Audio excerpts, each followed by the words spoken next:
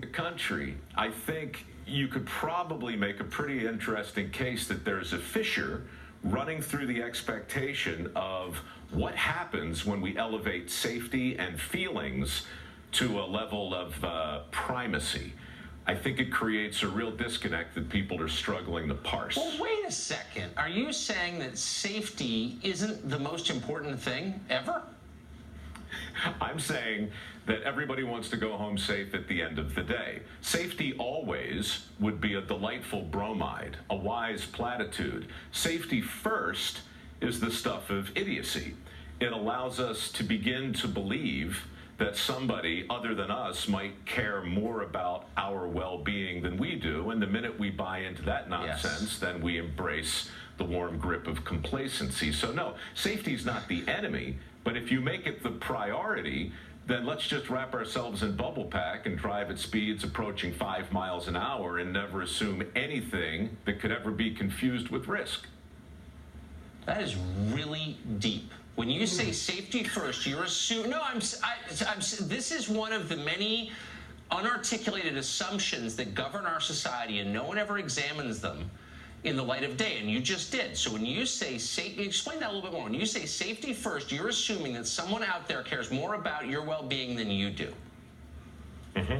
Yeah, I'm saying that on Dirty Jobs, my crew and I sat through over 100 mandatory safety briefings, and through the first couple of seasons, they were very effective because we listened like this. We were very concerned. We were in a dangerous, hostile, unknown environment.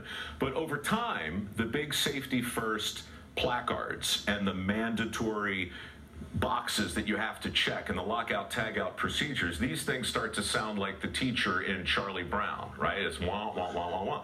And you stop listening.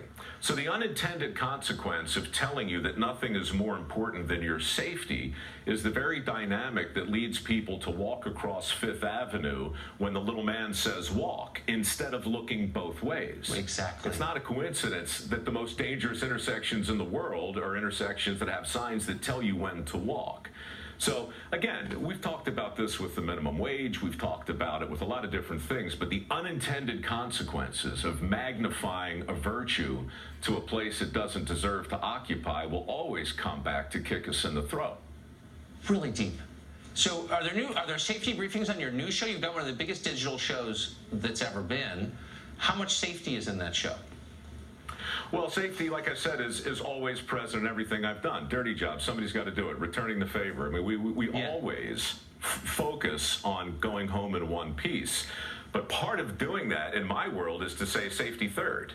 Now, that's controversial. That makes people go, what are you talking about? What's more important than safety? And now suddenly you're having a conversation about something that will ultimately redound to personal responsibility. Right. Safety third is just a way of cutting through the warm milk and the soft tissue that makes everybody comfortable. And when I say everybody, I mean actuarial accountants, I mean HR, I mean insurance adjusters. You've done it. How many times you got on a plane, and been told by the pilot that the most important thing is to get you home in one piece? Just once, I'd like the pilot to say, hey, look, sit back and relax because I love my wife and my kids or my husband and my daughters, and I'm going to get myself home in one piece. Have fun. Strap yourself in for the ride. You've never been in better hands. Adios. Exactly. And by the way, you can't control your life anyway. If the plane goes down, prayer's all you got. So, let's stop lying. And also, joy and achievement are more important than safety. Anyway, Mike Rowe, that was great. It was great to see you. Thank you.